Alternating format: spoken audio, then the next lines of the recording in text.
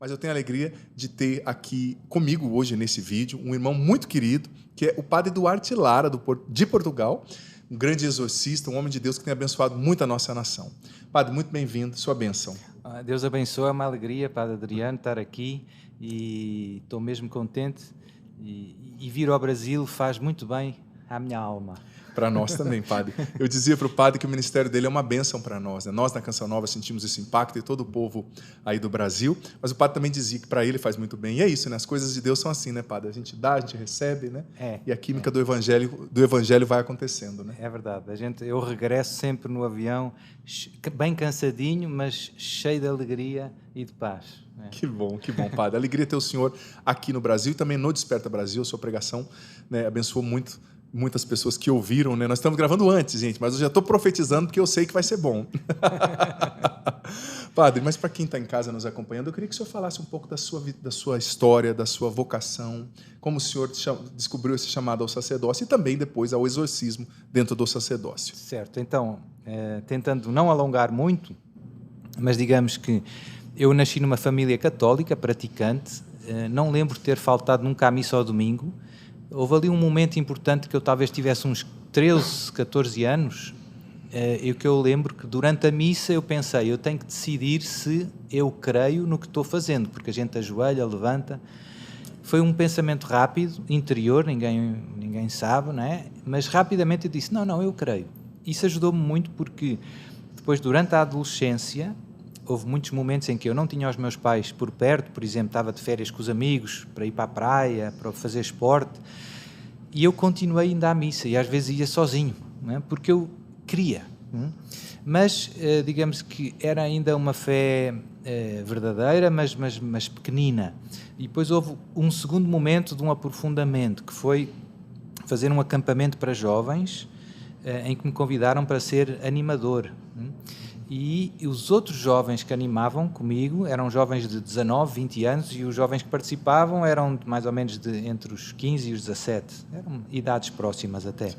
E então, o testemunho dos outros animadores marcou-me muito, porque eram pessoas da minha idade que eu via que tinham uma relação muito forte com Jesus, que tinham um gosto nas coisas de Deus, que iam mais dias à semana à missa, que rezavam o texto todos os dias.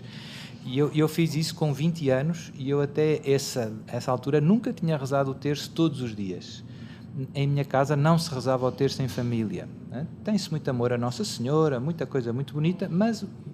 E então eu lembro-me que houve uma animadora, uma colega minha, que me escreveu num papel a Salve Rainha, que eu não sabia, com 20 anos. Então, eu comecei rezando a Salve Rainha, comecei fazendo os primeiros sábados, por influência dos outros animadores. Comecei participando de outros movimentos, além do acampamento. Então, aí Deus... Como é importante para o jovem ver um outro jovem rezando e fazendo, né, Padre? São João Paulo II dizia isso, que os melhores apóstolos dos jovens são os outros jovens. Sim, então, aconteceu muito comigo, e eu lembro-me de, por exemplo, ir a pé a Fátima com grupos de jovens e pensar, não há adultos, somos só nós. Os jovens organizaram tudo e foram, e eu pensava, não há, a geração dos meus pais não está aqui, somos só nós. Então isso foi tudo muito forte e ajudou-me muito. Os primeiros sábados ajudaram muito com a confissão de todos os meses, que foi uma novidade para mim. Depois comecei tendo uma grande fome de Deus, digamos assim, e os jovens têm um coração grande, né? E depois comecei entrando em tudo o que era, entrei num grupo da renovação carismática da minha paróquia, entrei num grupo de estudo bíblico na minha paróquia, comecei a ir à missa todos os dias e ajudando à missa como acólito. Então, muita coisa ao mesmo tempo, e com os campos de férias continuei, os acampamentos, etc. E então Deus, num primeiro momento, depois li o Novo Testamento, talvez umas 3 vezes, cheguei ao fim, voltei ao princípio, cheguei ao fim, voltei ao princípio, aquela fome. Uma sede, fome de Deus. E daí veio uma ideia muito simples que marcou toda a minha vida até hoje, que é ser feliz não é outra coisa do que ser santo. Então, e daí o meu site, santidade.net, né? Foi sempre uma das coisas que Deus me deu muito forte, né? Aquela felicidade que todo o mundo deseja realiza-se nesta vida no amor a Deus e ao próximo. Quem mais amar a Deus e ao próximo é mais feliz nesta terra, né? Então isso, e Deus mostrou-me também que tudo aquilo que é honesto, eu gostava muito do esporte, de ir para a praia, das motas, tudo aquilo que é honesto pode ser ocasião de amar a Deus. Sim. E então eu percebi rápido uma coisa que muita gente não percebeu, que eu posso andar de moto e amar a Deus. Né? Motoqueiro cristão. Exatamente. Então eu tinha um plano que era fazer uma equipa de corridas de moto e depois ganhar as corridas, era um plano impossível, e aproveitar as entrevistas aos jornais das motas que eu comprava para falar de Jesus, para evangelizar. Esse era o meu plano. Então, Deus deu-me muito forte o chamamento à santidade, então, antes da vocação sacerdotal. Então, essa era a minha ideia. Eu tinha uma ideia de casar, ter 10 filhos, não sei porquê 10, mas eu sou uma pessoa exagerada por natureza, ter uma equipa de motas, ter uma pista de motocross em casa, tinha assim várias ideias bem diferentes, né? E depois, num segundo momento é que começou a vir a questão da vocação. Às vezes, em conversas com os amigos, eles diziam, porque eu defendia a palavra de Deus com muito entusiasmo e com muita coragem, e eles diziam, tu pareces um padre a falar. E eu ficava zangado porque dizia, a santidade não é só para os padres. Sim. É para todo mundo. Né? Deus espera que todos os batizados o amem com todo o coração, não é só para os padres. Então dava sempre tensão, mas no fundo, na nossa consciência, há ali qualquer coisa que é um beliscão, não sei Sim. como é que diz. O Espírito Santo estava te incomodando. A gente faz ali, e depois, uma vez, duas, três, e às vezes eu rezava muito e pedia a Deus uma palavra, e abria o Novo Testamento, e saía muitas vezes, quase sempre, a passagem do jovem rico. E eu comecei pensando que... E aquilo encaixava bem, porque era a minha história. A minha família era uma família com muitas posses, digamos assim, tinha tudo, né? Estava tirando um bom curso na universidade, tinha tudo... Vida encaminhada. Exato, tinha tudo o que queria, tudo o que o mundo sonha, digamos assim. Deus deu-me de logo, né? E então eu abria e dizia, eita, é isto é para mim. E eu às tantas comecei pensando, se calhar a Bíblia já está estragada, porque sai sempre a mesma passagem, mas Deus... Como está em vários evangelhos, saía noutro evangelho, mostrando, não, é isso mesmo. Chegou uma fase em que eu comecei a dormir mal, porque no fundo eu não disse não. Quantos anos o senhor tinha? Eu tinha mais ou menos 22, e então comecei dormindo mal porque eu não disse que não a Deus, mas eu não consegui dizer que sim. Eu fiquei um pouco triste, não foi por falta de generosidade, porque eu pensei, o projeto de ser santo no meio do mundo, fazendo surf e andando de moto, eu percebia que alguém tinha que fazer isso e ninguém estava fazendo. Sim. Então, se eu for para padre, eu só vou ser mais um padre, né, que procura ser santo. Graças a Deus os padres procuram ser santos. Sim. Mas eu não estou vendo ninguém a andar de moto a querer ser santo. Né? Então estava vaga essa...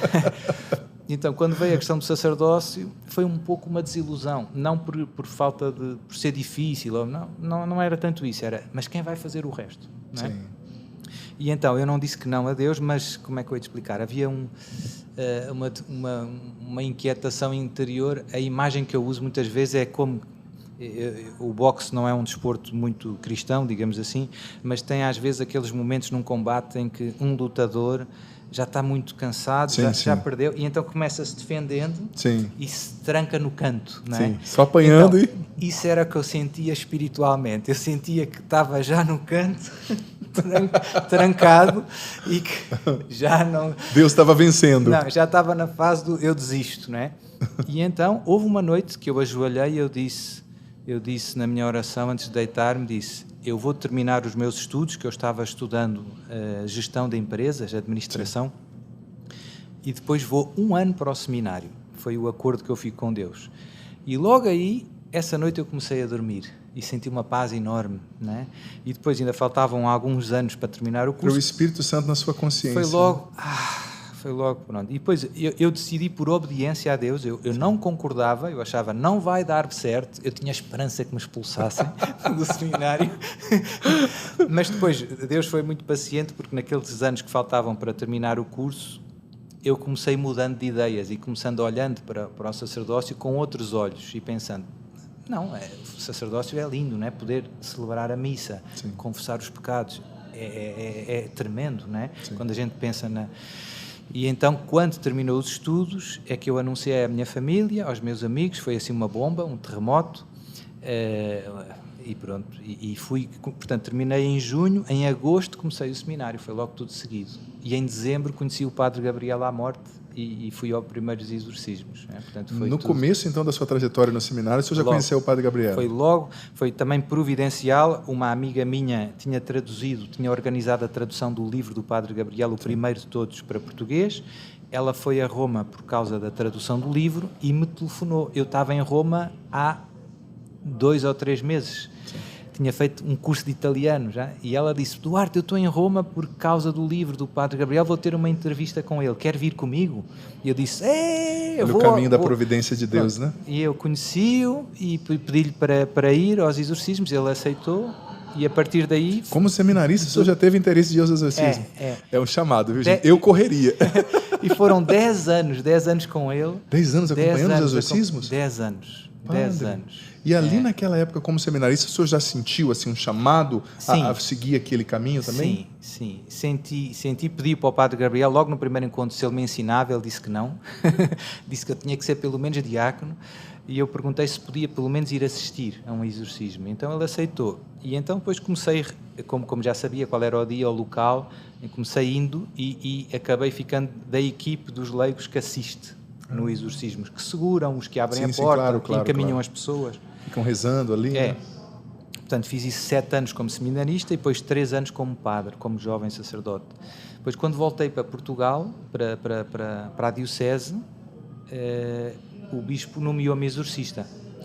O senhor fez a filosofia e a teologia em Roma? Fiz tudo. Fiz 2 anos de filosofia, 3 de teologia, a parte fundamental, 2 de... seria, não sei se cá no Brasil diz mestrado, da especialização em moral, teologia moral. O senhor é moralista? E fiz o doutorado em teologia moral e fui professor na universidade em Roma. Sério? Gente, sacerdócio intenso, né, gente? Parece que o padre tem 60 anos de sacerdócio, né? Quanta coisa linda que o senhor viveu. É verdade. E ao mesmo tempo, como é que foi o discernimento, padre? Porque o senhor era um professor, com certeza um bom professor, que o senhor ensina muito bem. Sim. Como é que foi para o senhor escolher, chegar uma hora e você falar, não, eu vejo que agora eu vou me dedicar mais ao exorcismo, mais à paróquia, não vou ficar só lecionando? Como é que foi? Foram 2 coisas. A santa obediência, que a gente promete no dia da ordenação ao nosso bispo. Portanto, o bispo pede uma coisa, a gente reconhece ali a voz de Deus, atrás daquilo. Sim, claro. E depois, Deus que nos fala através dos acontecimentos. Por exemplo, os exorcismos. Foi um telefonema de uma amiga minha. Eu fui, né? E depois eu disse ao bispo. E depois, quando eu era padre, eu disse ao bispo que queria continuar a acompanhar o Padre Gabriel como sacerdote nos exorcismos. Depois, quando eu vinha nas férias a Portugal, o que é que acontecia? Às vezes estava conversando, pessoas em encontros também com muita gente, e sempre tem algumas pessoas que se queixam, que, padre, eu ouço umas vozes, eu vejo uns vultos à noite no quarto, e eu dizia sempre, e é uma coisa que vale para todos os padres, depois da confissão, para não misturar as coisas, eu dou uma bênção sobre si. E então, como eu já tinha a experiência do Padre Gabriel e já sabia quais eram as reações, eu começava rezando a oração de libertação e rapidamente vinham as manifestações. Eu parava, eu ligava ao bispo e dizia, tem um caso aqui que precisa de exorcismos. E então o bispo dava autorização para aquele caso, nos primeiros 3 anos de padre. Era uma delegação específica. Só para aquele caso. E depois, quando eu vim de Roma para a diocese, o bispo chamou-me de volta por causa das aulas, também no seminário. E então eu pedi ao bispo para não ser só o ensino, a minha vida, para eu poder dedicar uma parte do meu tempo também a ajudar estas pessoas. E então, como o exorcista da minha diocese já estava um pouco idoso, ele nomeou-me também exorcista. Havíamos 2. Ele ainda é vivo, o mais velho. Agora já está em casa, mas... E assim foi. Pronto, ele sabia que eu tinha a experiência prática e pronto. E depois comecei recebendo muita gente, como fazia o Padre Gabriel em Roma. Aqueles 10 anos eu tentei reproduzir até hoje, em Portugal. Já lá vão 25 anos desde que tudo começou. Que lindo perceber assim como Deus quis de fato isso no seu ministério e investiu no Senhor, né? Porque, olha, o senhor português, lá em Roma do nada, Deus te abre essa porta, né? Deus escreve direito por linhas tortas, né? É verdade. A gente, se estiver atento e se deixar guiar por Deus, é uma aventura. Ele vai conduzir. Padre, nós vamos ter, você que está acompanhando, nós vamos ter um outro vídeo com o Padre Duarte, falando especificamente sobre as espécies, as formas, né, através das quais o inimigo pode nos atacar. atacar, quais as principais brechas, como nos defender. Vamos ter um outro vídeo, mas para encerrar esse, padre, aquilo que o senhor achar coerente, bom, né, importante falar, eu queria que o senhor partilhasse com a gente alguma coisa que o senhor aprendeu. Eu sei que são muitas coisas, 10 anos, né? Mas um exorcismo que chamou muito a sua atenção, algo que o senhor aprendeu. Porque esses dias eu estava lendo, só para quem está em casa entender o contexto, eu estava lendo um livro de Santo Afonso, Maria de Ligório, que eu gosto muito de Santo Afonso, e ele dizendo, né, uma revelação que teve por parte do demônio num exorcismo.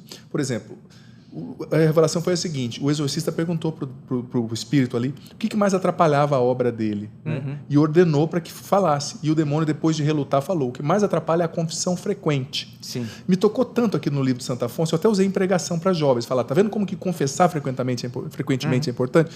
Então, nesse sentido, algum fato de algum exorcismo que te tocou, que o senhor aprendeu algo, ou que o senhor viu ali algo do mundo sobrenatural que seria interessante o senhor partilhar com a gente? Sim, então, partilho dois factos muito simples que eu testemunhei. Um é a força da oração das crianças.